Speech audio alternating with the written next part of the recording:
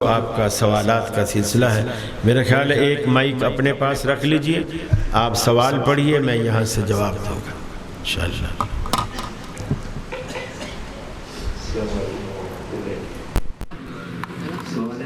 کیا رکوع اور سجدے میں کم از کم تسبیحات کی تعداد 3 متعین ہے؟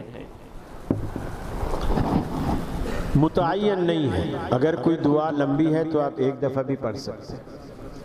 اگر کوئی دعا لمبی ہے، بعض دفعہ ایسی بھی دعائیں ہوتی ہیں جو تینوں ملاؤ تو اس سے بھی بڑی ہوتی ہیں۔ سبحان ربی الاعلیٰ یا سبحان ربی العظیم 3 دفعہ بھی پڑھو تو وہ ایک ہی دعا اس سے زیادہ ہوتی ہے، تو آپ ایک بھی پڑھ سکتے ہیں۔ جی سردی میں منہ ڈھانپ کر نماز پڑھنا کیسا ہے؟ منہ نہیں ڈھانپ سکتے، چاہے سردی ہو چاہے گرمی ہو۔ کرونا کی بیماری ایک الگ چیز تھی، اس میں علماء نے فتوے دیے، لیکن فیس آپ کا نماز کے اندر کھلا رہے گا۔ حتیٰ کہ عورت بھی ہے تو عورت کا فیس بھی کھلا رہے گا نماز میں۔ وہ نقاب پہن کر نماز نہیں پڑھ سکتی، عورت بھی فیس ہاں وہ خود ایسی جگہ پہ پڑھے جہاں مردوں کا ہجوم نہ ہو، جیسے گھر میں کمرے میں بند ہو کر وہاں پڑھے، لیکن فیس اس کا بھی کھلا رہے گا، مردوں کا بھی کھلا رہے گا۔ جی دینی پروگرام کے فوائد کچھ احباب کہتے ہیں کہ دینی پروگرام کی بجائے غریب لوگوں کی مدد کی جائے۔ یہ ایسے لوگ ہیں جو یہ کہتے ہیں قربانی نہ کرو، بیوہ کو مکان بنا دو، حج نہ کرو، کسی غریب کی بچی کی شادی کرا دو۔ در حقیقت یہ دین سے بیزار لوگ ہیں۔ یہ تو دعوت دیتے ہیں کہ دینی پروگرام نہ کرو اور کسی غریب کی مدد کر دو۔ یہ کیوں نہیں کہتے کہ جو آپ کی جو گاڑی BMW ہے، آپ اس میں کرولا میں بھی سفر کر سکتے ہیں، آپ BMW بیچیں، اس سے کسی غریب کی ہیلپ کریں، اپنی ضرورت کے لیے چھوٹی گاڑی رکھ لیں، آلٹو رکھ لیں۔ یہ کیوں نہیں مشورہ دیتے؟ آپ کی ایک کوٹھی ہے جو 15-20 کروڑ کی ہے، جبکہ آپ کی زندگی 15-20 لاکھ والے گھر میں بھی گزر سکتی۔ آپ یہ کیوں نہیں مشورہ دیتے کہ یہ 20 کروڑ کا بنگلہ کوٹھی بیچ کر 20 لاکھ کا گھر لے لو، باقی جو پیسہ بچے غریبوں کی شادیاں بھی کراؤ، ہاتھ پیلے بھی کراؤ، بیوہ کے مکان بھی بنواؤ، سارے کام کرو۔ یہ صرف شیطان پٹیاں پڑھاتا ہے کہ یہ دین کی جو تبلیغ اور ترویج کا کام ہے کسی ذریعے سے یہ رک جائے اور آپ شیطان کی مخالفت ہی کریں۔ جی والدین حیات ہیں، اولاد وراثت کا مطالبہ کرتی، لیکن والدین وراثت فی الحال تقسیم نہیں کرنا چاہتے، اولاد کے لیے کیا حکم ہے؟ پہلی بات تو یہ ہے اماں ابا کو مار دیں۔ وراثت ان کے مرے بغیر نہیں ہوتی، یہ ذہن میں رکھیں۔ جس چیز کو ترکہ کہا جاتا ہے وہ ترکہ ماں باپ کے مرنے سے پہلے ترکہ نہیں ہوتا۔ ہاں اگر اپنی زندگی میں ماں باپ از خود دینا چاہیں تو وہ ترکہ نہیں کہلائے گا، وہ گفٹ کہلائے گا۔ لیکن وہ گفٹ اگر کسی کے لڑکے بھی ہیں اور کسی کی لڑکیاں بھی ہیں تو لڑکے اور لڑکی میں جیسے ترکے میں فرق ہوتا ہے، گفٹ میں فرق نہیں ہوگا، برابر جائے گا۔ یعنی اگر 100 روپیہ لڑکے کو ملا ہے تو لڑکی کو بھی 100 ہی روپیہ ملے گا، اس کو 50 نہیں ملے گا زندگی میں۔ نبی کریم صلی اللہ علیہ وسلم کے سامنے ایک شخص اپنے غلام کو لے کر آیا اور بیٹے کو لے کر، اور آ کر کے کہا یا رسول اللہ میری بیوی کہتی ہے کہ یہ غلام میرے اس بیٹے کو دے اور رسول اللہ کو گواہ بنا، تو میں اس لیے اپنا بیٹا بھی لایا ہوں، غلام بھی لایا ہوں، تاکہ آپ اسے دے بھی دیں اور گواہ بھی بن جائیں۔ نبی کریم صلی اللہ علیہ وسلم نے اس سے پوچھا کیا تیرے اور بیٹے ہیں؟ اس نے کہا یا رسول اللہ اور بھی بیٹے ہیں۔ فرمایا کیا ان کو بھی غلام دیا ہے؟ اس نے کہا نہیں یا رسول اللہ۔ آپ نے فرمایا کیا دینے کا ارادہ ہے؟ اس نے کہا نہیں یا رسول اللہ، میرے پاس غلام ہی ایک ہے اور تو کوئی ہے ہی نہ، میری حیثیت میں اوروں کو تو نہیں دے سکتا۔ آپ نے فرمایا لے جا اس غلام کو، محمد صلی اللہ علیہ وسلم ظلم پر گواہ نہیں بن سکتے ہیں۔ آپ نے اس کو ظلم قرار دیا کہ بیٹی میں بیٹے میں فرق کرے، ایک کو دے دو کو نہ دے، یا جیسے ہمارے ہاں برادریوں میں رواج ہے، حاجی ہوتا ہے، نمازی ہوتا ہے، ساتھ ساتھ حج کیے ہوئے ہوتے ہیں، لیکن مرتے وقت ساری جائیداد بیٹوں کے نام کر جاتا ہے اور بیٹیوں کو کہہ دیتا ہے کہ تو اپنے بھائیوں کو اپنی سارا حصہ معاف کر دے۔ اور اللہ نے قرآن میں بڑی سخت بات فرمایا، دل کا حدود اللہ، کہ جو میں نے وراثت کے مسئلے بتائے ہیں یہ اللہ کی حدیں ہیں۔ وَمَن يَتَعَدَّ حُدُودَهُ يُدْخِلْهُ نَارًا خَالِدًا فِيهَا، جو بندہ ان حدوں کو توڑے گا، وہ حاجی ہو، نمازی ہو، داڑیاں رکھی ہوں، مسجدیں بنوائی ہوں، تہجد پڑھتا ہو، وہ دوزخ میں جائے گا اور ہمیشہ ہمیشہ دوزخ میں جائے گا۔ جو بندہ اپنی زندگی میں بیٹیوں سے کہتا ہے کہ بیٹا انگوٹھا لگاؤ کہ تم نے اپنا حصہ بھائیوں کو معاف کر دیا، اس نے گویا بیٹیوں سے اپنے جہنمی ہونے کا دستخط کرایا اور انگوٹھا لگایا۔ یہ تو قرآن ہے۔ اللہ سے ڈرو، انصاف کرو، اور اولاد مطالبہ نہیں کر سکتی ماں باپ کی زندگی میں۔ اور میں یہ کہتا ہوں کہ ماں باپ اگر زندگی میں ایسی بے وقوفی کر بھی بیٹھے دے دے تو یقین مانیے ان کی جائیداد بانٹنے کے بعد گھر میں کتے جیسی بھی عزت کوئی نہیں کرے گا۔ یہ لکھ لو میری بات، کوئی عزت نہیں کرے گا ان کی۔ یہ جو تھوڑی بہت اس معاشرے میں ماں باپ کی عزت ہوتی ہے نا، اس وجہ سے ہوتی ہے کہ مکان ابا کا ہے، فیکٹری ابا کی ہے، دفتر ابا کا ہے، گاڑی بھی ابا کی ہے۔ آخر مرے گا تو بٹوارا تو ہوگا نا، ہمیں تو حصہ ملے گا نا۔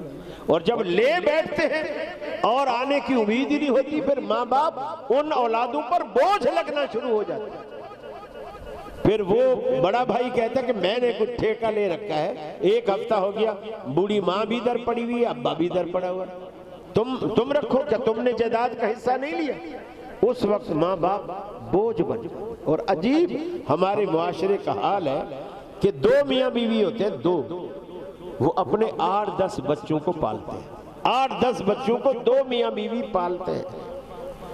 اور جب یہ دو میاں بیوی بوڑھے ہو جاتے ہیں اور وہ 8-10 بچے جوان ہو جاتے ہیں تو وہ 8-10 بچے مل کر بھی دو بوڑھے ماں باپ کو نہیں پال سکتے۔ بوڑھے ماں باپ 10-12 بچے پالتے ہیں اور وہ دو ماں باپ بھی نہیں پال سکتے۔ اس لیے زندگی میں بانٹنے کی غلطی کبھی نہ کریں، کبھی نہ کرنا۔ میں اسلام آباد کا ایک تجربہ آپ کو بتاؤں۔ اسلام آباد کے اندر ایک شخص انجینئر تھا اور وہ بڑا اچھا الیکٹرانکس انجینئر تھا۔ اس کو کویت وغیرہ میں کہیں اس کی جاب لگی ہوئی تھی کسی کمپنی میں، وہاں سے پیسہ بھیجتا تھا۔ اور یہ کویت کا پیسہ بھی میرا خیال ہے تمام پوری دنیا میں سب سے زیادہ ویلیویبل پیسہ کویت کا ہے۔ اور وہ پیسہ ادھر پاکستان میں اس کی بیوی تھی، بچہ تھا، بچے کو اس نے امریکہ میں پڑھانے بھیجا ہوا تھا، پیسہ آتا تھا، اماں کچھ خرچے میں رکھتی تھی، کچھ بیٹے کو پڑھائی پہ لگاتی تھی۔ بیٹا پڑھ لکھ کے ڈاکٹر ہو گیا، اس کی ریٹائرمنٹ ہو گئی، وہاں سے کچھ یکمشت رقم بھی اس کو ملی۔ وہ آیا ادھر پاکستان، اسلام آباد میں اس نے گھر بنوایا، طبیعت سے اچھا گھر بنایا، کروڑوں روپے لگا کے گھر بنایا، دو میاں بیوی، ایک اکلوتا ان کا بیٹا۔ اس کو بیٹے کو انہوں نے امریکہ سے بلایا، بیٹا اب آؤ، ہم آپ کی شادی بھی کرتے ہیں اور ہم آپ کو ایک سرپرائز دینا چاہتے ہیں۔ بیٹا آ گیا، اس کی شادی انہوں نے کرا دی۔ سرپرائز کیا دیا؟ وہ ساری زندگی کی جمع پونجی وہی کوٹھی تھی جو انہوں نے اسلام آباد میں بنوائی، اس کوٹھی کے کاغذات اور چابی بیٹے کو دے دی، بیٹا یہ آپ کے لیے ہماری طرف سے سرپرائز۔ اب وہ سمجھ رہے تھے کہ بھی ہمارا عقل ہوتا ہے تو بیٹا ہے، ہمارے بعد بھی سارا کچھ اسی کا ہے تو ہم زندگی میں دے دیتے ہیں۔ انہوں نے دے دی۔ کوئی ہفتہ 2 ہفتے گزرے، جب اس کے جانے کا ٹائم آیا اس نے کہا ابو میں تو میری چھٹیاں ختم ہو رہی ہیں تو میرا کام ادھر زیادہ اچھا ہے، میں تو جانا چاہتا ہوں، اور یہ ہے وہ ہے، اور بیوی کو بھی میں لے جاتا ہوں، اس کا کوئی ویزے کا پروسیجر بھی کرا لیا اس نے۔ وہ چلا گیا۔ ہفتے ڈیڑھ ہفتے کے بعد کچھ لوگ آئے اور اس بوڑھے ماں باپ کو کہنے لگے کہ مکان خالی کر۔ انہوں نے کہا بھی کیسے خالی کرے، تو ہمارا مکان ہے، ہم نے بنوایا، ہم نے اپنے بیٹے کا نام کیا۔ انہوں نے کہا جی آپ کا بیٹا جاتے ہوئے اس مکان کو بیچ کر گیا، ہم نے کچھ پیسے اس کو دے دیے تھے بیانہ کے طور پر، ٹوکن کے طور پر، کچھ ہم نے رکھ لیے تھے، اب پیمنٹ ہم نے اس کو پوری کر دی، آپ چاہے تو بیٹے سے فون پہ بات کریں۔ انہوں نے فون پہ بات کی، بیٹے نے کہا ہاں ابو اتنے بڑے گھر کی مجھے تو ضرورت نہیں تھی، آپ تو دو بوڑھے ماں باپ ہو، کہیں بھی گزارا کر لو گے، مجھے یہاں پیسوں کی ضرورت تھی اپنے بزنس کے لیے، میں نے وہ مکان بیچ دیا۔ پھر اس کے بعد وہ روتے پیٹتے ساری جمع پونجی لگا چکے تھے۔ اس کے بعد انہوں نے کیا کیا، برابر میں کوئی بنگلہ تھا، وہ کوئی اس کی اولاد نہیں تھی، وہ بھی بڑا امیر آدمی تھا، انہوں نے کہا ان دونوں میاں بیوی سے میں ایسا کر سکتا ہوں آپ کے لیے، میرے پاس سرونٹ کوارٹر ہے وہ خالی پڑا ہوا ہے، آپ کا جب تک دل چاہے سرونٹ کوارٹر میں آپ رہیں، کھانا پینا آپ لوگ اپنا کرنا، میں اس جگہ کا کوئی کرایہ آپ سے نہیں لوں گا۔ وہ اب تک سرونٹ کوارٹر میں زندگی گزار رہے ہیں اور بیٹا مکان بیچ کے امریکہ جا چکا ہے۔ آپ اس دور کو نہیں سمجھ رہے ہیں، ہم بہت ایسے دور سے گزر رہے ہیں کہ بس الامین الامان والحفیظ۔ جی سردی میں ہیٹر کے آگے نماز پڑھنا کیسا ہے؟ کوئی حرج نہیں، وہ آپ یہ سمجھ رہے ہوں گے کہ شاید جیسے آتش پرست آگ جلا کے نماز، انما الاعمال بالنیات، عملوں کا دار و مدار نیت پر ہوتا ہے۔ ہاں اگر آپ کے دل میں یہ خیال آ رہا ہے کہ یار آج تو مزہ آئے گا، آگ کو ہی میں سجدہ کر رہا ہوں، تو پھر تو حرام ہے، پھر تو آپ مشرک ہیں۔ لیکن آپ اس لیے کھڑے ہوئے ہیں کہ یار یہاں سیک لگتا رہے گا اور سجدہ بھی آرام سے جتنا مرضی دل چاہے گا کروں گا، رکوع بھی کروں گا، ٹھنڈ نہیں لگے تو کوئی حرج نہیں، اچھی بات۔ جی نماز جنازہ میں دوسری یا تیسری تکبیر کے بعد شامل ہونے والا شخص اپنی بقیہ نماز کیسے مکمل کرے؟ اگر تو مولوی ہے تو اس کو تو مسئلہ پتہ ہے، وہ اسی طرح پڑھے گا، اسی ترتیب سے ساری دعائیں پڑھے گا۔ اگر کوئی عام آدمی ہوتا ہے تو عام آدمی کو تو پتہ ہی نہیں ہوتا، وہ تو مولوی کے پیچھے اللہ اکبر کہہ رہا ہوتا ہے۔ جب اللہ اکبر کہنے والا ہی کوئی نہیں ہوگا تو جنازے تو اکثر لوگوں کو نہیں آتے، نہ دعائیں آتی ہیں، نہ یہ پتہ ہوتا ہے تکبیرات ہمیں کیسے کہنی ہے، اور پھر وہ پڑھ بھی نہیں سکتا، اس لیے کہ جیسے ہی جنازے کا سلام پھرتا ہے افراتفری میں آؤ جی میت اٹھاؤ جی چہرہ دیکھو جی، وہ ساری افراتفری مچ جاتی ہے، اس کو تو کوئی نماز پڑھنے ہی نہیں دے۔ لہٰذا اعلان ہوتا ہے اتنے بجے فلاں جگہ جنازہ ہوگا، آپ کوشش کریں کہ اتنے بجے وہاں پہنچ جائیں، اور اگر کسی وجہ سے آپ رہ بھی گئے ہیں تو یہ فرض کفایہ ہے، اگر بستی میں سے دوسرے لوگوں نے ادا کر دیا ہے تو آپ کی طرف سے بھی ادا ہو گیا ہے، اللہ تعالیٰ آپ سے نہیں پوچھے گا کہ آپ نے جنازہ کیوں نہیں پڑھا۔ یہ فرض کفایہ ہے کہ اگر ایک بندہ بھی کر لے تو دوسرے کی طرف سے بھی ادا ہو جاتا ہے، پھر آپ کو یہ تکلف کرنے کی ضرورت نہیں ہے۔ ہاں پھر دوسرا یہ کرے، جب میت بھی آگے نہیں ہے تو پھر سنت طریقہ کیا ہے، پھر قبر پہ جا کے پڑھے۔ جن لوگوں نے جنازہ نہیں پڑھا وہ قبر پہ جا کے پڑھے، قبر کو آگے رکھے، جس طرح میت ہوتی ہے اسی طرح، اور ایک بندہ ان میں امام بن جائے اور باقیوں کو اپنے پیچھے کھڑا کرے، جس طرح رسول اللہ صلی اللہ علیہ وسلم نے مسجد کی خادمہ کا جنازہ قبرستان میں جا کر کے پڑھا۔ جی ایک ہی دن بارات اور ولیمہ ہو سکتا ہے؟ سنت کے خلاف ہے، ہو تو سکتا ہے، ایک ہی دن میں 3 ولیمے بھی کر لے تو کوئی حرج نہیں۔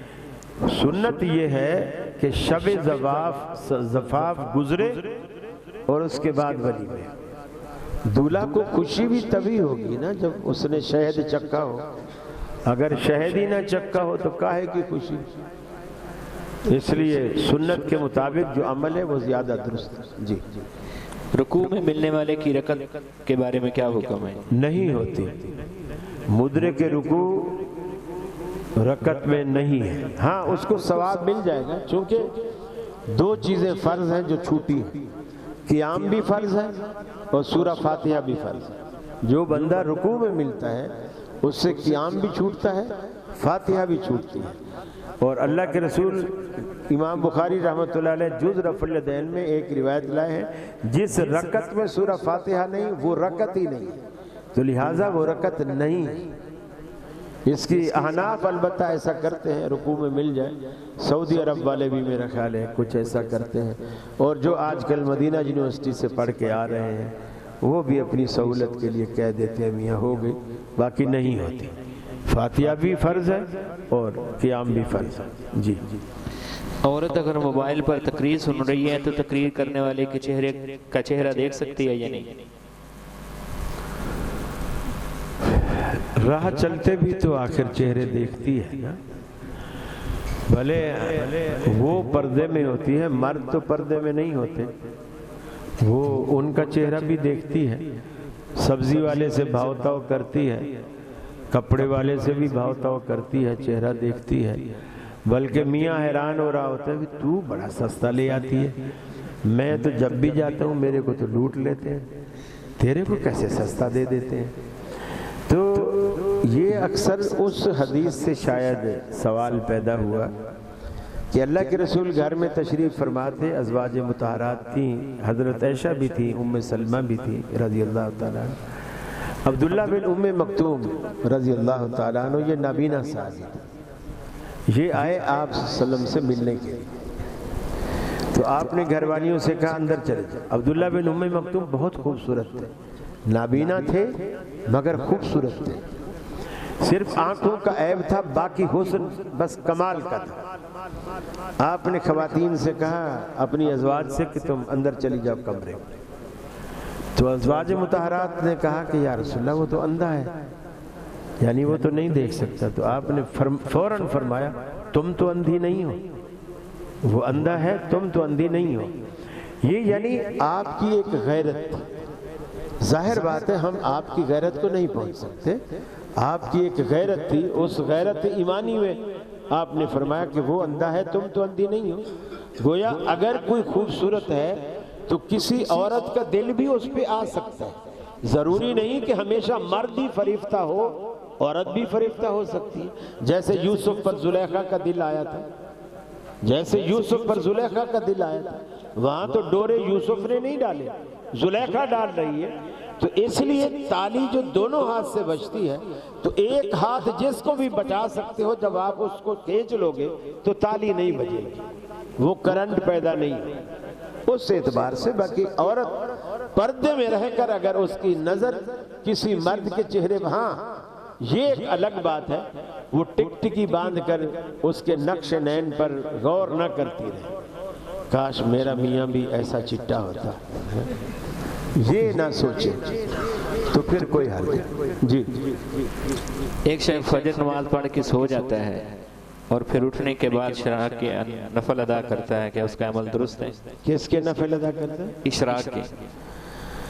ویسے ہی رسول اللہ صلی اللہ علیہ وسلم نے یہ تو منع نہیں فرمایا کہ فجر، ہاں یہ ہے کہ جو شخص فجر کی نماز نہیں پڑھتا اور سویا رہتا ہے، ایسی بعض روایات میں آتا ہے کہ اللہ تعالیٰ اس کی روزی کو تنگ کر دیتا ہے، لیکن ایسی روایات صحت کے درجے کو نہیں پہنچتی۔ باقی فجر کی نماز پڑھنے کے بعد سونے سے منع کرنے کی کوئی حدیث نہیں، اللہ کے رسول نے قطعاً منع نہیں کی۔ منع تب ہے کہ جب آپ عشاء کے بعد، آپ نے فرمایا دیر تک جاگو نہیں، مغرب کے بعد سوو نہیں۔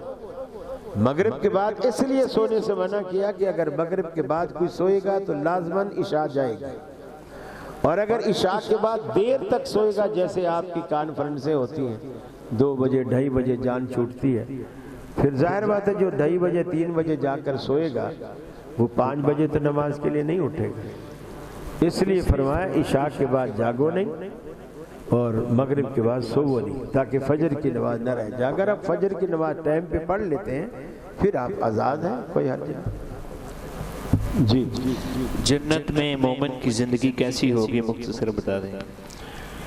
مختصر تو نہیں ہو سکتا، البتہ قرآن کی ایک آیت ہے جس میں اگر آپ سمجھ سکتے ہیں مختصر تو وہ یہ ہے وَلَكُمْ فِيهَا مَا تَشْتَهِي أَنفُسُكُمْ۔ اللہ نے قرآن میں کہا کہ جنت میں تمہارے لیے وہ کچھ ہے جس چیز کو تمہارا دل چاہے. گویا آپ جنت میں مرضی کے مالک ہو، مرضی کے مالک. اور یہ بہت بڑی بات ہے. حتیٰ کہ سید عطا اللہ شاہ بخاری رحمۃ اللہ علیہ نے اسی آیت کی تفسیر کر رہے تھے کہ تمہیں جنت میں وہ ملے گا جس کی تم خواہش کرو گے. ایک کوئی حقے کا شوقین بیٹھا تھا، اس نے کہا شاہ صاحب جنت میں حقہ ملے گا؟ شاہ صاحب نے کہا ہاں، اگر تو حقہ پیتے پیتے جنت میں چلا گیا اور وہاں جا کر تو نے حقے کی خواہش کی، حقہ تجھے ضرور ملے گا، البتہ اس کے اوپر پھول میں تمباکو کے اوپر جو انگار رکھتے ہیں نا، وہ انگار لینے کے لیے تجھے دوزخ میں جانا پڑے گا، چونکہ جنت میں آگ نہیں. تو اس لیے آپ ایسی خواہش ہی نہ رکھیں جس کے لیے تھوڑی دیر کے لیے دوزخ میں جانا پڑے. آپ خواہشیں ایسی رکھیں کہ جو ساری خواہشیں جنت میں پوری ہو جائیں. بس آپ کی پوری زندگی ایسی ہوگی جو آپ کی مرضی کے تابع ہو. حتیٰ کہ آپ نے درخت پہ دیکھا نا کہ اتنا خوبصورت سیب لٹکا، اتنا خوبصورت لیکن اونچا، اور آپ کا دل چاہ رہا ہے کہ یار یہ نیچے ہوتا تو میں کھا. جنت میں کاش نہیں ہے، کاش یہ نیچے ہوتا تو میں اسے توڑ کے کھا. آپ کے دل میں بس خیال آیا تو وہ ٹہنی جو ہے وہ سیب سمیت نیچے ہے. آپ سیب توڑیں گے، وہ سیب آپ نے توڑ لیا، وہ ٹہنی پھر اوپر جائے گی اور سیب پھر سے لگ جائے گا، اسی وقت لگ جائے گا. پھر ریموٹ بھی نہیں ہے کہ جی پنکھے کو بند کرنا ہے، آپ کے پاس ریموٹ ہے، آپ بیڈ پہ لیٹے لیٹے بٹن دباتے ہیں چل جاتا ہے، رفتار تیز کرتے ہیں کم کرتے ہیں، سب کچھ ہو جاتا ہے. جنت میں ریموٹ کیا ہے؟ آپ کے دل میں خیال کا آنا. آپ کے دل میں خیال آئے وہ اسی طرح ہو جائے گا جس طرح آپ نے چاہا. اس کے حسن کا یہ عالم ہے. آپ نے 5 سٹار یا 7 سٹار ہوٹلوں میں کبھی دیکھا ہو، ان کے جو ریسیپشن ہوتی ہے نا، انہوں نے بڑی خوبصورت لڑکیاں یا کشمیر کے خوبصورت لڑکے جن کی ابھی داڑیاں نہیں آئی ہوئی ہوتی یا آئی ہوتی ہے تو کلین شیو ہوتے ہیں، وہ بٹھائے ہوئے ہوتے ہیں. یہ ان کی جو مین انٹرسٹ ہے اس پہ یہ بٹھائے جاتے ہیں لڑکے یا لڑکیاں، تاکہ ہر آنے والا امپریس ہو اس کو دیکھ کر کہ یار جس کے ہوٹل کا بھی گیٹ اتنا خوبصورت ہے، اندر کیا ہو.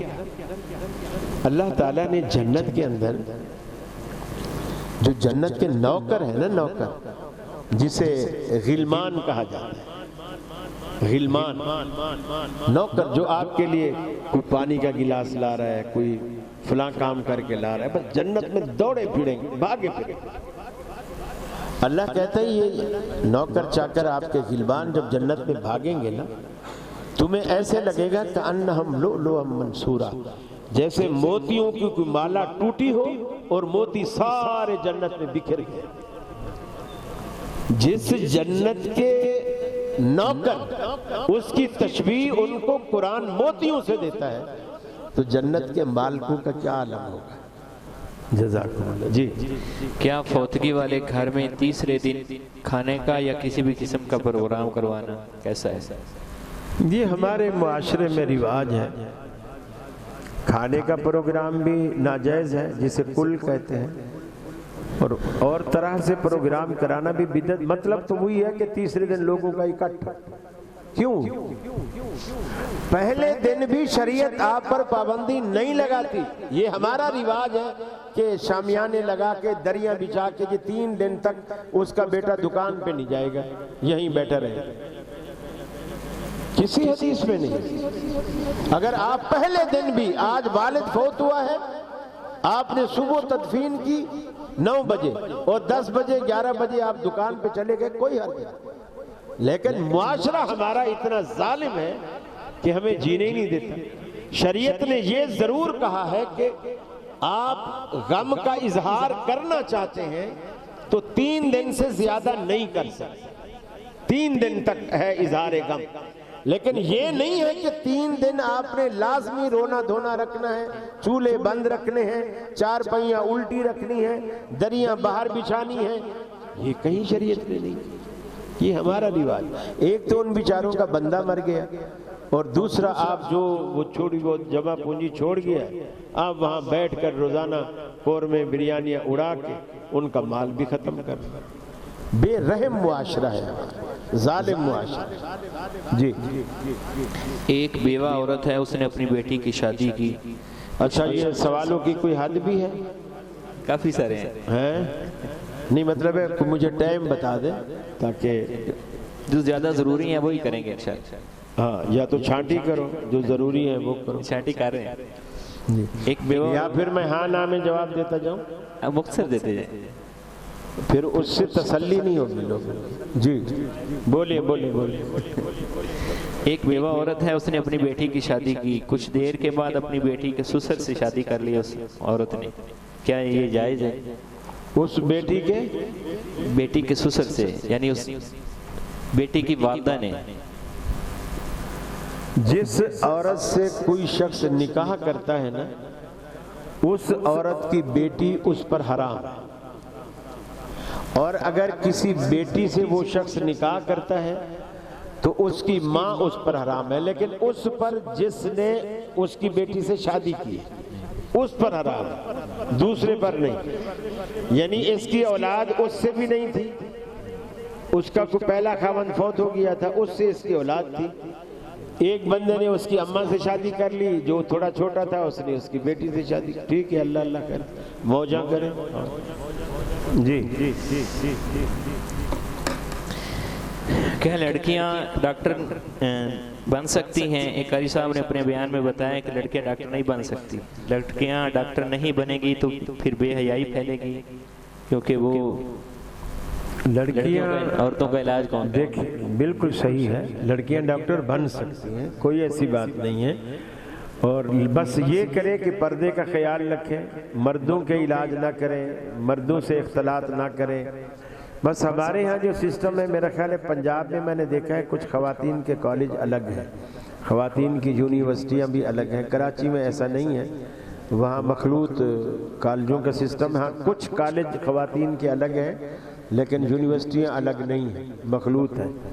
بس یہ ایک تھوڑا سا ہے کہ ایک پروفیسر جب تشریح کرتا ہے کسی چیز کی تو بلکہ مجسمے دکھا کے یا بورڈ پہ بڑی بڑی پکس یا اسکرین پہ دکھا کے وہ ایسے ایسے جسم کے پارٹس کے جس کے لیے عورت کو نہیں دیکھنا چاہیے یا عورتوں کی موجودگی میں مردوں کو نہیں دیکھنا چاہیے، تو اس طرح وہ چیزیں ایک تھوڑی سی آتی ہیں، لیکن تعلیم حاصل کرنے میں اس نیت سے کہ وہ عورتوں کا علاج کرے کوئی حرج نہیں۔ جی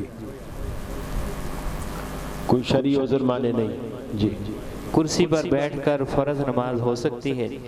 ساری نمازیں ہو سکتی ہیں، بس عذر ہونا چاہیے۔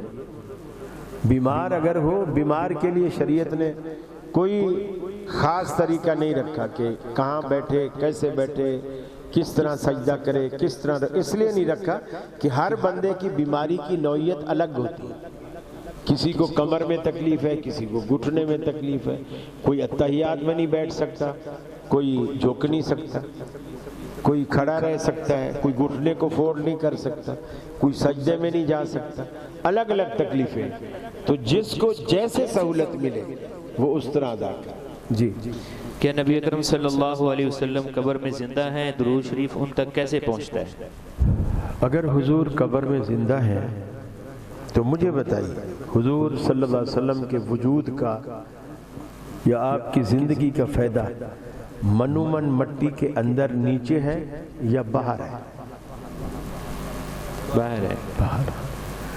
اگر آج ہم جن مسائل میں الجھے ہوئے ہیں، اگر رسول اللہ صلی اللہ علیہ وسلم زندہ ہوتے اور باہر ہوتے تو ہم یہ مسئلے قاری خلیل سے نہیں پوچھتے، اللہ کے رسول سے پوچھتے، تاکہ دودھ کا دودھ اور پانی کا پانی ہو جائے۔ پھر یہ صحابہ پر بھی الزام آتا ہے۔ اگر ہم آپ میں سے کسی کے بارے میں کہیں کہ میاں انہوں نے اپنے ابا کو زندہ قبر میں دفن کر دیا، تو کتنی بری بات ہے اس کے لیے بھی اور ابا کے لیے بھی. اور کیا صحابہ نے، ابو بکر صدیق نے، عمر فاروق نے، علی المرتضیٰ نے، عثمان غنی نے رسول اللہ صلی اللہ علیہ وسلم کو زندہ درگور کر دیا. یہ نازیبا بات ہے، بہت بہت یعنی ایسی بات ہے جو ایک مسلمان زبان پہ لا ہی نہیں سکتا. حضور زندہ ہیں اور قبر میں ہیں. مجھے بتائیے قبر زندے کی ہوتی ہے یا مردے کی ہوتی ہے؟ قبر کس کی ہوتی ہے؟ اور آپ ان پگڑی والوں سے پوچھئے کہ حضور کی قبر مبارک کہاں ہے، کیا بولیں گے؟ مدینے میں. اگر آپ زندہ ہیں تو مدینے میں قبر کیوں ہے؟ زندے کی بھی کوئی قبر ہوتی ہے؟ قبر تو ہمیشہ فوت شدہ کی ہوتی ہے. پھر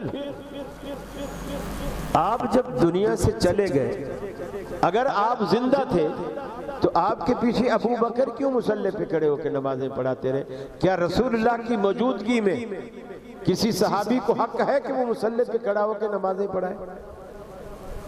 ابو بکر نے پڑھائی. مسجد نبی میں خطبے ابو بکر نے دیے، پھر آپ کے بعد عمر نے دیے. پھر آپ موجود تھے تو اللہ تبارک و تعالیٰ کے رسول کے صحابہ نے خلیفے کا انتخاب کیوں کرنا ضروری سمجھا؟ آپ کی زندگی میں کسی کو بھی خلیفے کی ضرورت پیش نہیں آئی. یہ سارے شواہد اس بات کے ہیں، اور قرآن مجید بھی کہتا ہے. اور اللہ کے رسول صلی اللہ علیہ وسلم کے بارے میں جب صدیق اکبر منبر پر چڑھے پہلی دفعہ، ان کے پہلے خطبے کے الفاظ یہ تھے کہ من کان یعبد محمدا فإن محمدا قد مات، کہ جو شخص رسول اللہ کی عبادت کرتا تھا وہ سن لے کہ اس کا معبود آج فوت ہو گیا. ومن کان یعبد اللہ فإن اللہ حی لا یموت، اور جو اللہ کی عبادت کرتا تھا وہ سن لے کہ اس کا معبود زندہ ہے، اور ایسا زندہ ہے اس پر کبھی موت نہیں آئے گی. پھر ابو بکر صدیق نے دلائل دیے، انک میت و انہم میتون. اللہ قرآن میں کہتا ہے نبی آپ پر بھی میت کا اطلاق ہونے والا ہے، اور یہ کافر جو دن رات آپ کی موت کی دعائیں کرتے ہیں یہ بھی مرنے والے ہیں. افإن مت فهم الخالدون. اللہ کے رسول اگر آپ فوت ہو گئے تو کیا یہ ہمیشہ رہیں گے؟ وما محمد الا رسول قد خلت من قبلہ الرسل افإن مات او قتل انقلبتم علی اعقابکم. ہمارے آخری پیغمبر بھی ایک رسول ہے، پہلے بھی رسول آئے چلے گئے، اور آپ بھی اگر فوت ہو گئے یا قتل کر دیے گئے تو کیا تم ایڑیوں کے بر اسلام سے منحرف ہو جاؤ گے؟ بے شمار شواہد ہیں جو اس بات کو ظاہر کرتے ہیں کہ اللہ کے رسول اللہ کو پیارے ہو گئے. جی پہلا جملہ کیا ہے؟ اللہم صلی علی محمد. آپ نے حضور کو مخاطب نہیں کیا، اللہ کو مخاطب کیا. اللہم اے اللہ صلی علی محمد، محمد صلی اللہ علیہ وسلم پر رحمت نازل فرما. کما صلیت علی ابراہیم وعلی آل ابراہیم، جس طرح تو نے ابراہیم اور ان کی آل پر رحمت نازل فرمائی. پھر اگلا حصہ آئے اللہ آپ پر برکتیں نازل فرما، جیسے تو نے ابراہیم اور ان کی آل پر برکتیں نازل فرمائی. تو یہ درود اللہ کو مخاطب کیا آپ نے، اللہ کے پاس جاتا ہے. اللہ جب اس کو قبول کر لیتا ہے تو وہ رحمت جو آپ نے اللہ سے مانگی ہے، وہ برکت جو آپ نے اللہ سے مانگی ہے، اللہ تعالیٰ جب اسے قبول کر لیتا ہے تو اللہ تعالیٰ وہ رحمت اور برکت حضور صلی اللہ علیہ وسلم کے کھاتے میں ڈال دیتا ہے. آسان سی بات. اگر آپ کا درود اوپر جانے کے بجائے مدینے جا رہا ہے تو آپ کا درود قبول ہی نہیں ہو رہا. قبول کرنے والی ذات وہ ہے، مدینے میں قبولیت نہیں ہوگی. اس بات کو پلے باندھ. اگر آپ کا درود اوپر جانے کے بجائے مدینے جا رہا ہے اس کا مطلب ہے وہ راستے میں ہے، قبول ہی نہیں. سمجھے بات؟ جی. کیا دانوں والی تسبیح پر ذکر کرنا جائز ہے؟ اگر کوئی شخص اسے سنت نہ سمجھے، اگر کوئی شخص گنتی بھول جاتا ہے، بعض دفعہ ایسا ہوتا ہے انگلیوں پہ یاد نہیں رہتا. اب ہم انگلیوں پہ پڑھ بھی رہے ہیں، مثال کے طور پر بچہ آ گیا، ابو امی کہہ رہی ہے دودھ لانا ہے، اب مجھے یہ بھول گیا کہ میں نے کتنا پڑھا تھا، یہ بھول گیا. اب اگر اس طرح کوئی خاص تعداد جیسے 33 مرتبہ سبحان اللہ الحمدللہ اللہ اکبر 34 مرتبہ. اگر یہ گنتی پوری کرنی ہے یا کوئی وظیفہ آپ نے 100 کی تعداد میں بتایا ہے اور آپ انگلیوں پہ بھول جاتے ہیں تو آپ یاد رکھنے کے لیے وہ گنتی تسبیح کے ذریعے پوری کر سکتے ہیں، لیکن اس سے ریاکاری والا پہلو نہ نکالیں. جیسے بے نظیر کے ہاتھ میں ہوتی تھی، وہ جہاں بھی بیٹھی اسمبلی میں بس تسبیح ہاتھ میں ہے اور من کا چل جائے. یا جیسے آج کل عمران خان کے ہاتھ میں ہے، پنکی پیرنی کے ہاتھ میں ہے، اسی طرح کوئٹہ کے پٹھان سارے ہاتھ میں رکھتے ہیں. ادھر نسوار بھی ہوتی ہے، ہاتھ میں تسبیح بھی ہوتی ہے، اور وہ پشتوں میں گالیاں بھی دے رہے ہوتے ہیں اور من کے چل جائیں. تو یہ سلسلہ نہ ہو، آپ چھپا کے رکھیں، جیب میں رکھیں. جب ضرورت پڑے خاموشی سے اکیلے میں بیٹھ کر آپ اس کی گنتی کو پورا کریں، پھر جیب میں ڈال لیں. یہ آج کل ڈیجیٹل تسبیحیں بھی آ گئی ہیں، بٹن دباتے جاتے ہیں، وہ کاؤنٹنگ ہوتی جاتی ہے، آپ اس کو بھی یوز کر سکتے ہیں.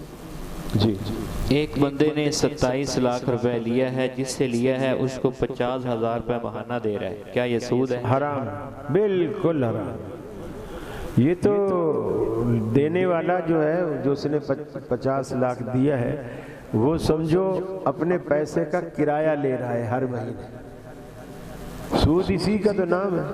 بنیے یہی تو کہتے تھے، مسلمان بنیوں سے 10 قدم آگے، بہت 10 قدم آگے، سیدھا سیدھا سود. جب تک آپ کے ایگریمنٹ میں نقصان کا عنصر نہیں ہے وہ حرام. نقصان بھلے نہ ہو لیکن لکھت پڑھت میں ایگریمنٹ میں وہ چیز آنی چاہیے.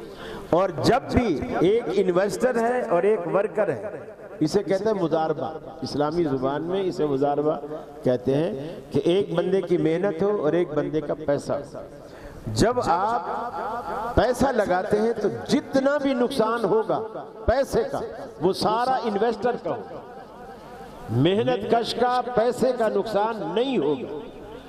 محنت کش کا سارا نقصان محنت کا ہوگا. اس کی محنت ضائع، اس کا پیسہ ضائع.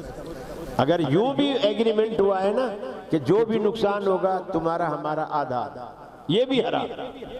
محنت کش کا پیسے کا کوئی لینا دینا نہیں، وہ صرف اپنی محنت کا ذمہ دار ہے. جی آگے چلیے.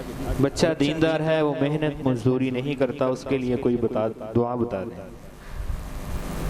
قُلْتُ اسْتَغْفِرُوا رَبَّكُمْ إِنَّهُ كَانَ غَفَّارًا يُرْسِلِ السَّمَاءَ عَلَيْكُمْ مِدْرَارًا وَيُمْدِدْكُمْ بِأَمْوَالٍ وَبَنِينَ وَيَجْعَلْ لَكُمْ جَنَّاتٍ وَيَجْعَلْ لَكُمْ أَنْهَارًا.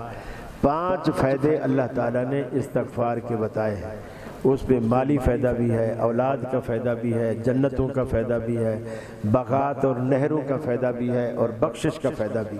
یہ سارے فائدے اللہ رب العالمین نے صرف استغفار کے بتائے ہیں. اسے چاہیے کہ وہ استغفر اللہ پڑھتا رہے. انشاءاللہ اللہ رب العالمین اس کی یہ پریشانی دور کرے گا. جی ہم کسی کی عزت بچانے کے لیے کسی سے جھوٹ بول سکتے ہیں؟ اگر تو کوئی فتنے کا اندیشہ ہے اور فتنے سے بچنے کے لیے تو جھوٹ بولا جا سکتا ہے کہ اگر سچ بولیں گے تو لڑائی ہوگی، تو ان کی صلح کرانے کے لیے جھوٹ بول سکتے ہیں. لیکن ایک چور ہے اور اس نے چوری کی ہے، آپ نے دیکھا ہے، اور جس غریب کی چوری کی ہے اس کو پتہ نہیں ہے، اور آپ کہہ رہے ہیں کہ یار میں اس کو اگر بتاؤں گا تو اس کی بے عزتی ہوگی، تو یہ غلط ہے. یہ غلط ہے. یہ تو پھر آپ اس کے ساتھ ظلم کر رہے ہیں جس کی چوری ہوئی. جی ابو داؤد میں حدیث ہے، جس نے ایک سودے میں 2 سودے کیے تو اس کے لیے ان میں سے یا تو کم قیمت ہے یا سود ہے. اس کی وضاحت فرما دیں. یہ اس چیز کے بارے میں ہے جب آپ کسی چیز کی 2 بے یا 2 کہ اگر آج پیسے دے تو اس کے اتنے ہیں، اور اگر مہینے بعد دے تو اتنے. آج دے تو یہ 10 روپے کی ہے، مہینے بعد دے تو یہ 15 روپے کی ہے. تو یہ جو 5 روپے آپ نے بڑھائے ہیں یہ اس مدت کا عوض ہے جو بیچ میں 1 مہینہ گزرا ہے، اور یہ مدت کا عوض ہی اصل سود ہے. مدت کا عوض ہی اصل سود ہے. اور ہمارے یہاں جو اکثر قسطوں کے کاروبار ہوتے ہیں اس میں قیمت بڑھائی جاتی ہے اور نقد میں قیمت کم رکھی جاتی ہے. اور شریعت کہتی ہے فَلَهُ أَوْ كَسُهُمَا أَوِ الرِّبَا، ان دونوں میں یا تو جو کم قیمت ہے وہ لے، اگر دوسری زیادہ والی لے گا تو پھر وہ سود ہے، اوِ الرِّبَا یا پھر وہ سود ہے۔ تو لہٰذا زیادہ قیمت سود ہے، کم قیمت جو نقدی والی ہے وہ حلال ہے۔ تو لہٰذا آپ ریٹ وہی رکھیں جو نقدی والے ہیں، مہینے بعد پیسے دے تو بھی وہی، اور ہفتے بعد پیسے دے تو بھی وہی، آج پیسے دے تو بھی وہی۔ جی طلاق ثلاثہ کو تین طلاقوں کو طلاق ثلاثہ کہتے ہیں۔ وضاحت کے لیے سوال آپ کریں گے تو میں وضاحت کروں گا۔ ایک مجلس کی تین طلاقیں رسول اکرم صلی اللہ علیہ وسلم کے زمانے میں، ابو بکر صدیق کے زمانے میں، عمر فاروق کے زمانے میں ایک مجلس۔ مسلم شریف کی حدیث حضرت عبداللہ بن عباس رضی اللہ تعالیٰ عنہ بیان کرتے ہیں، آپ کے زمانے میں، ابو بکر کے زمانے میں، حضرت عمر کے پہلے 2-3 سالوں تک ایک مجلس کی تین طلاقوں کو ایک مانا جاتا تھا۔ پھر رسول اکرم صلی اللہ علیہ وسلم کے سامنے حضرت رکانہ کا ایک کیس آیا، مسند احمد میں روایت ہے۔ رکانہ سے آپ نے پوچھا کیف طلقتا، تو نے کیسے طلاق دی؟ اس نے کہا ثلاثاً، میں نے 3 طلاقیں دی ہیں۔ آپ نے پوچھا فی مجلس واحد، کیا ایک مجلس میں تینوں طلاقیں دی ہیں؟ قال نعم، اس نے کہا ایک ہی مجلس میں 3 طلاقیں دی ہیں۔ آپ نے فرمایا انما تلک واحدۃ فرجیہا ان شئت، یہ تینوں طلاقیں ایک ہی طلاق ہے، تو چاہے تو رجوع کر لے۔ قال فراجعہا، راوی کہتا ہے کہ چنانچہ انہوں نے رجوع کر لیا۔ گویا اہمیت لفظوں کی نہیں ہے، اہمیت مجلس کی۔ مجلس سے اگر 3 ہو جائیں تو وہ 3 ہی مانی جائیں گے، اگر مجلس ایک ہے اور اس میں الفاظ 15 ہیں تو وہ ایک ہی مانی جائیں گے۔ جی اب اور سوال نہیں لوگ رہی ہے، تو ابھی آئے چلے جا رہے ہیں، چاول بھی نہیں ہے اور پھر بھی لوگ سوار کلے چلے جا رہے ہیں۔ اگر نماز تہجد کی نیت لے کر کوئی شخص وتر نہ پڑھے، آنکھ نہ کھولے، تو وہ وتر کب پڑھے گا؟ یعنی فجر کی اذانیں ہو گئی۔ دن میں وتر پڑھنے کا طریقہ یہ ہے کہ جتنے وتر آپ پڑھا کرتے تھے اس میں 1 رکعت کا اضافہ کریں۔ جو نماز آپ کی سفر میں رات کو رہی تھی، جو بلال نے اذان نہیں دی تھی، آپ تہجد کی 11 رکعتیں ہمیشہ پڑھا کرتے تھے، اس دن آپ نے آگے جا کر جب اس کو قضا کیا تو آپ نے 12 رکعتیں ادا کی، اور یہی اس کی دلیل ہے کہ وہ طاق کو جفت میں تبدیل کر دیں۔ جی آگے چلیں، جلدی جلدی جلدی۔ میرا خیال ہے یہ ڈاکٹر اسرار والے سوال پہ لوگ پریشان ہیں، کئی جگہوں پر مجھ سے یہ سوال ہوا۔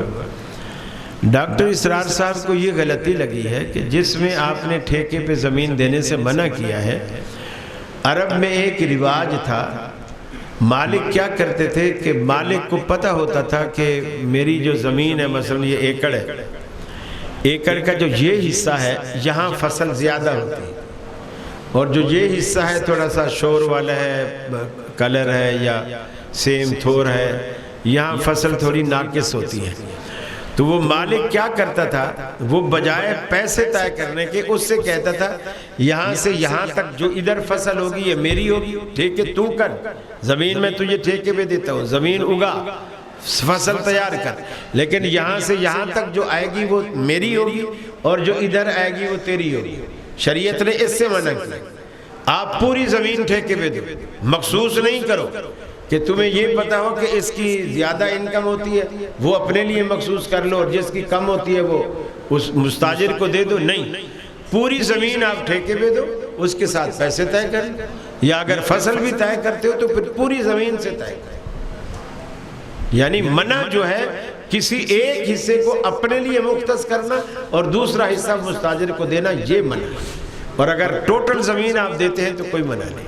جی قرآن مجید میں آیا ہے کہ جمعہ کے وقت کاروبار بند کر دینا چاہیے، کیا جو عالم صرف جمعہ پڑھا رہا ہے وہ پیسے لے سکتا ہے؟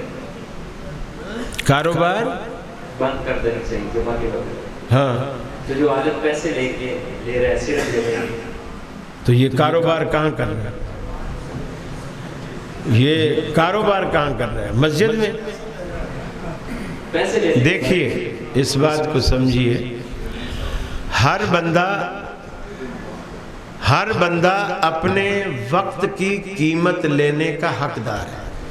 کوئی بھی بندہ. مزدور کو آپ ہائر کرتے ہیں تو مزدور نہیں خریدتے، مزدور کا وقت خریدتے ہیں. اب آپ سمجھتے ہوں کہ مولویوں پہ تو جمعہ فرض ہے، جمعہ تو آپ پہ بھی فرض ہے، آپ تو کیوں کوئی پیسے نہیں دیتا، مجھے کیوں دیتا ہے؟ جمعہ تو سب پر فرض ہے. مولویوں پر بھی پڑھنا فرض ہے، پڑھانا فرض نہیں ہے. ایک بات. دوسری بات، مجھ پہ پڑھنا، میں کہیں بھی ہوں وہی بھی پڑھ لوں. مثلا میں پورا سال میں نے جمعہ کوئی نہ چھوڑا ہو، ہر جمعہ پڑھایا ہو. کوئی جمعہ لاہور میں، کوئی کراچی میں، کوئی سندھ میں، کوئی بلوچستان میں، پورا سال میں گھومتا رہا، جمعے پڑھاتا رہا. مجھے کس مسجد والے مہینہ تنخواہ دیں گے؟ کون سی مسجد والے دیں گے؟ ہیں؟ مہینے کی تنخواہ کون دے گا؟ کوئی بھی نہیں دے گا. حالانکہ میں نے سارا سال جمعہ پڑھا، کوئی بھی نہیں چھوڑا. یہ پیسہ جمعے کا نہیں ہے، یہ پیسہ اس چیز کا ہے جب آپ مجھ پہ یہ پابندی لگاتے ہیں جی آپ کہیں بھی ہوں جمعے والے دن آپ کو یہیں پہنچ رہے ہیں. اب میں ملازم ہو گیا، مجھے پھر اپنے وقت کی قیمت طے کرنے کا حق ہے. اب میری پکوڑے کی دکان ہے، میں یہاں امام ہوں، اب میں ٹھیلے پہ پکوڑے بنا رہا ہوں. اب اذان ہوئی اور میں سوچوں گا میں نے تو یہاں، اب اگر میں امام نہیں ہوں تو مجھ سے 2 رکعتیں چھوٹ بھی جائیں گی، پیچھے آ کے مل جاؤں گا، مجھے کوئی تنخواہ نہیں دے گا. لیکن پکوڑے میرے جلتے ہیں تو جلیں، اذان کے بعد میں نے ادھر پہنچنا ہے مصلی پر. اب یہ مجھ پر شریعت پابندی نہیں لگا رہی، آپ لگا رہے. پھر امام کو بیچارے کو بھائی کی شادی ہے، اماں بیمار ہے، نانی بیمار ہے، اس کو جانا ہے، اپنے گاؤں جانا ہے. وہ متولی سے پہلے اپلیکیشن دے گا، درخواست دے گا کہ جی میں 1 ہفتے کی چھٹی پر جانا چاہتا ہوں، میرا یہ مسئلہ ہے. اور وہ متولیان اس کی درخواست کو منظور کریں گے. پھر اس کو تو پورا ملازمت والا سسٹم. اگر وہ 1 ہفتے کے بعد 15 دن لگا کر آئے، وہ آئے گا تو ادھر دوسرا امام آیا کھڑا ہوگا اس کی جگہ. یہ تو حال ہے آپ لوگوں کا. اور الٹا کہ تو مولوی پیسے بھی نہ دے. کچھ لوگ ہیں جو کہتے ہیں دیکھیے اسلام نے کہیں منع نہیں کیا کہ امام تنخواہ نہ لے، مؤذن تنخواہ نہ لے اور خطیب تنخواہ نہ لے. لوگ کہتے ہیں جی نبی کریم صلی اللہ علیہ وسلم نے کہا تھا لا اسالکم علیہ اجرا، میں آپ سے اپنی اس تبلیغ کا دعوت کا کوئی اجر نہیں لیتا، میں للہ کرتا ہوں. دیکھو رسول اللہ نے کہا میں کوئی اجر نہیں لیتا. یہ ایک ایسی بات ہے جیسے فرض کر لیجئے آپ ٹیکسی والے، میں باہر کہیں چوک پہ کھڑا ہوں، مجھے اس مسجد میں آنا، آپ مجھے پہچان گئے کہ یار ہمارا اہل حدیث مولوی ہے. آپ نے مجھے ٹیکسی پہ وہاں سے بٹھایا، میں نے پیسے بھی کوئی طے نہیں کیے، بیٹھ گیا. یہاں اترا، میں نے کہا جی بھائی صاحب کتنے پیسے بنے؟ انہوں نے کہا نہیں رہنے دے، میں پیسے آپ سے نہیں لیتا، بس میں آپ کو سمجھ گیا تھا کہ آپ ہمارے قاری صاحب ہیں تو میں یہاں لے آئے. ٹھیک ہے لے آئے، کوئی بات نہیں. میں نے بھی کہا جزاک اللہ شکریہ. اگلے دن پھر میں وہیں کھڑا تھا اور ان کی وجہ کوئی دوسرا ٹیکسی والا آیا، اس پہ میں نے بیٹھ گیا. اس نے بھی پیسے طے نہیں کیے. جب اس نے مجھے یہاں اتارا تو میں نے اس سے پیسے بھی نہیں پوچھے. اس نے کہا حاجی صاحب پیسے، میں کہوں کل تو میں آیا تھا، اس نے تو کوئی پیسے نہیں لیے، اس نے تو نہیں پیسے لیے، تو کیوں لے رہا ہے؟ نبی کہہ رہا میں تم سے کوئی اجرت نہیں لیتا. اس کا یہ مطلب نہیں ہے کہ میری امت بھی نہ لے. پھر نبی کریم صلی اللہ علیہ وسلم کو اللہ تعالیٰ نے خمس دیا.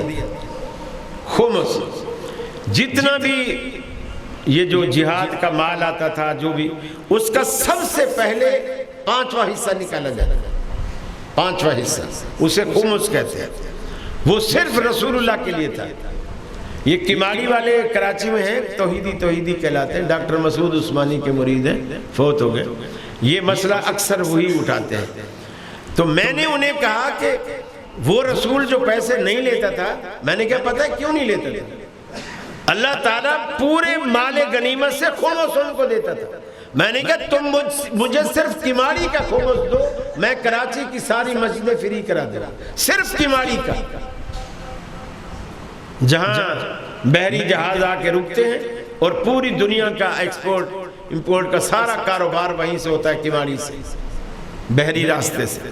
مجھے صرف کماڑی کا خمس دلا دو، میں آپ کو پورے کراچی کی مسجد فری کرا دیتا ہوں۔ تو بولے کیا اللہ خمس دیتا تھا تو وہ کیا نماز کا پیسہ تھا؟ میں نے کہا اس میں نماز کا بھی تھا، اس میں خطبے کا بھی تھا، اس میں جہاد کا بھی تھا، اس میں تبلیغ کا بھی تھا، اس میں سارا سسٹم اسی خمس کے اندر تھا۔ آپ ہمیں تنخواہ بھی نہ دو اور ویسے آپ اپنے کاروبار سے تو مولویوں کو خمس دو نا، یقین مانیے ہر مولوی کے نیچے BMW ہوگی، صرف خمس دو 5واں حصہ، نہیں لیتے ہم تنخواہ۔ اللہ کے بندو مارتے بھی ہو، رونے بھی نہیں دیتے ہو، کمال ہے۔ جی آخری سوال ہے کہ مرزا محمد علی انجینئر کو سننا کیسا ہے؟ عالم آدمی کسی کو بھی سنے کوئی حرج نہیں، عالم آدمی کسی کو بھی سنے کوئی حرج نہیں، لیکن عام آدمی جس کا دل بالکل معلومات دین کی نہیں رکھتا، وہ کسی کو بھی سنے گا تو متاثر ہو۔ اس کے پاس کھوٹے مثلا سنار ہے، جو سونے کی پہچان رکھتا ہے وہ تو خرید و فروخت کا کام کرے سونے کی، لیکن جو بالکل قاری صاحب ہے جو سونے کو جانتا ہی نہیں، مجھے پیتل بھی کوئی دے جائے تو میں بولوں سونا ہے، تو میں اس کی خرید و فروخت کا کام کروں گا تو میں تو لٹ جاؤں گا، لوگ مجھے دھوکہ دے جائیں گے۔ تو اس لیے عالم آدمی سن سکتا ہے، کیونکہ وہ کھرے اور کھوٹے کا، اچھے اور برے کا، ٹھیک صحیح اور غلط کا وہ فرق کر سکتا ہے۔ جیسے ڈاکٹر ذاکر نائک ہے، ہندوؤں کی کتاب بھی پڑھتا ہے، سکھوں کی پڑھتا ہے، عیسائیوں کی پڑھتا ہے، یہودیوں کی پڑھتا ہے، لیکن وہ متاثر نہیں ہوتا بلکہ ان کو متاثر کرتا ہے ان کی کتاب پڑھ کے۔ تو اس نیت سے اگر کوئی عالم آدمی ہے وہ اس لیے ان کی گفتگو سنتا ہے، اگر کہ بھی مجھ سے لوگ علی مرزا کے بارے میں پوچھیں گے تو مجھے پتہ ہونا چاہیے پہلے سے یہ کہتا کیا ہے، اس کے مورچے کیا ہیں، یہ کہاں سے فائر کرتا ہے، تو مجھے مورچوں کا پتہ ہو تو تاکہ میں پھر صحیح جواب دے سکوں۔ تو کوئی حرج نہیں، عام آدمی کے لیے سننا میں نہیں سمجھتا کہ اس کے لیے مفید ہو۔